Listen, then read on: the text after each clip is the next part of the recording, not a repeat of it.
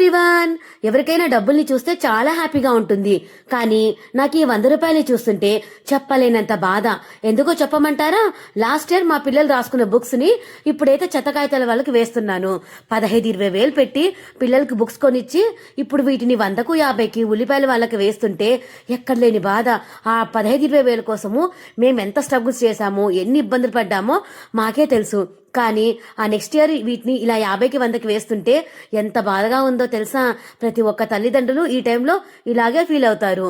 కాకపోతే పిల్లలు ఆ బుక్లలో ఉండే నాలెడ్జ్ అంతా మైండ్లో ఫీడ్ అయ్యి వాళ్ళు నెక్స్ట్ ఇయర్ క్లాస్కి ప్రమోట్ అయినారనే హ్యాపీనెస్ మాత్రము ఖచ్చితంగా ఉంటుంది.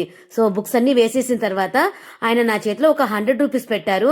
ఆ 100 రూపీస్ చేతిలో చూడంగానే ఎంత బాధ అనిపించిందో. ఎన్ని వేల బుక్కులు ఇట్లా 100 రూపాయలకి అమ్మేస్తున్నాం కదా అని. కానీ ఏం చేస్తాము, తప్పదు కదా. ఇంకా ఆ 100 రూపాయలు నేను మాత్రం ఏం చేసుకుంటానని చెప్పేసి పిల్లల హుండీ డబ్బాలో వేసేసాను. ఏ ఒక్క తల్లిదండ్రులకు కూడా ఇది చెప్పలేని బాధ కదా. సో వీడియో నచ్చిందా? నచ్చితే లైక్ చేయండి.